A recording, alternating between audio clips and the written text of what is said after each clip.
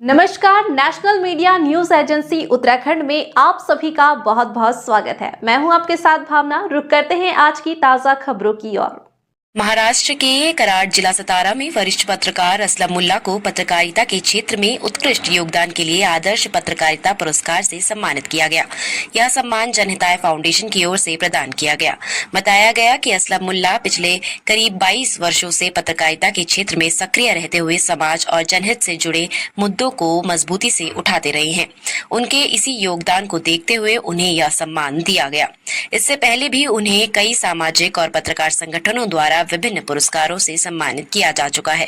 असलम मुल्ला को पूर्व मुख्यमंत्री विलासराव देशमुख, अजित पवार, आर पाटिल, सिक्किम के पूर्व राज्यपाल श्रीनिवास पाटिल तथा पूर्व मुख्यमंत्री पृथ्वीराज चौहान जैसे दिग्गज नेताओं द्वारा भी सम्मानित किया जा चुका है।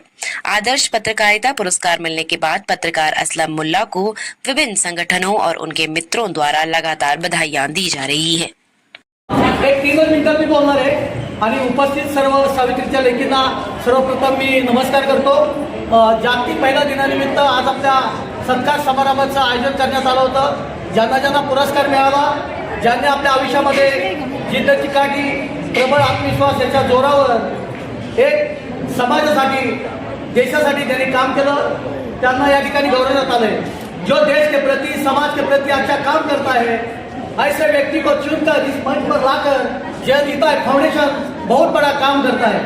जीवनामध्ये जर आपल्या पाठीवर शाबासकीची थाप असेल आणि आपल्याला प्रेरणा असेल तर आयुष्यात खूप काय करता येतं। चूल आणि मूल ही महिलांसाठी 2 समीकरणं असतात। मात्र त्याच्यावर मात करत आपल्या जिद्द कौशल्याच्या जोरावर अनेक महिलांनी देशासाठी, समाजासाठी काम करून ते पुरस्कार प्राप्त झाले आणि जनहिताय फाउंडेशनने त्याची दखल घेतली।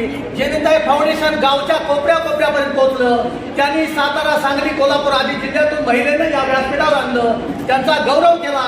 ही खूप मोठी गोष्ट आहे। आपण जीवनात येतो, प्रत्येकाला पैसा प्यारा असतो, पण काही माणसं समाजसेवेनं एक झपाटलेली असतात, ते समाजासाठीच काम करतात। त्याचं मूर्तिमंत उदाहरण म्हणजे बापू लांडगे आणि त्यांची सर्व टीम। मी मगाशी ताईंचं भाषण ऐकलं। प्रशांत दादा माझे खास मित्र आहेत, त्या खूप छान बोलल्या। कारण हिरे जे असतात ते जमिनीच्या खाली मिळतात, हिरे जमिनीवरती कधी मिळत नाही। नदीचा जन्म असतो गोड पाणी देण्यासाठी, समुद्राचा जन्म असतो खारट पाणी देण्यासाठी। मधुमक्खियां शहद जमा करती है, उसका लाभ किसी और को होता है, मधुमक्खीला तसं होत नाही।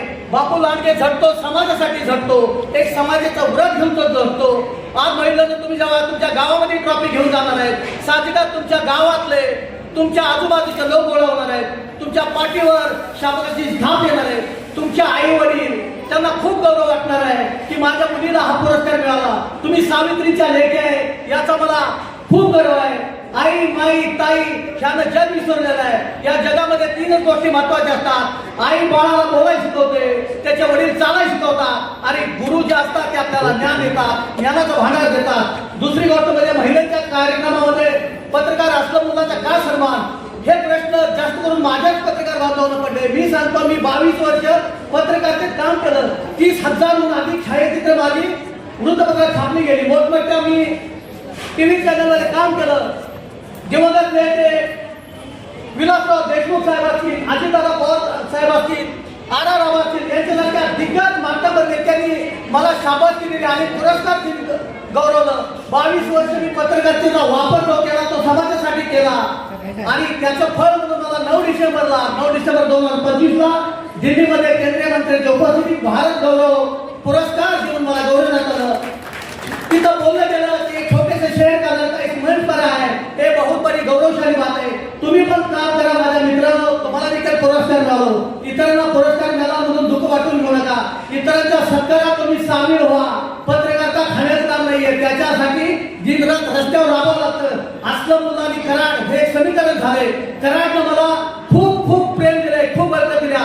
22 वर्षात एक दिवस सुट्टी न घेणारा काम करणारा मी पत्रकार आहे, म्हणून शासनानं आज मला अधिसूचनेचे कार्ड दिले, एसटी फुकट दिला, मला पूर्ण महाराष्ट्र प्रवास फुकट दिलाय। तुम्ही पण काम करा, तुम्हालाही पुरस्कार मिळतील। इतरांच्या स्वागतासाठी तुम्ही येणार, तुमचं मन तसं ठेवा, तुम्हाला मिळतील। एक ठिकाणी परिचय वाचते नाहीये, पण साहेब जनहिताने मला पुरस्कार इथं जाहीर केल्यानंतर अनेकांनी प्रश्न, अरे त्याचा काय सन्मान, अरे बाबा हा पोरगा दिल्लीमध्ये पोहोचला म्हणून त्याची दखल जयनेता फाउंडेशन घेतली. जयनेता फाउंडेशन म्हणजे मामूली नाहीये, ते दिग्गज ज्या महिला आहेत ना, ते दिग्गज ज्यांनी काम केले ना, त्यांचा सन्मान त्याने केलाय. त्याच्यामुळे या सर्व सावित्रीच्या लेकींना मी मानाचा मुद्रा करतो आणि त्यांच्यासाठी एक छोटस बोलतो की ऐरणीच्या देवा तुला ठिणकी ठिणकी वाहू दे आणि आम्हा एवढी माया या सर्व सावित्रीच्या लेकीवर तुझे आशीष राहू दे. जय हिंद, जय भारत.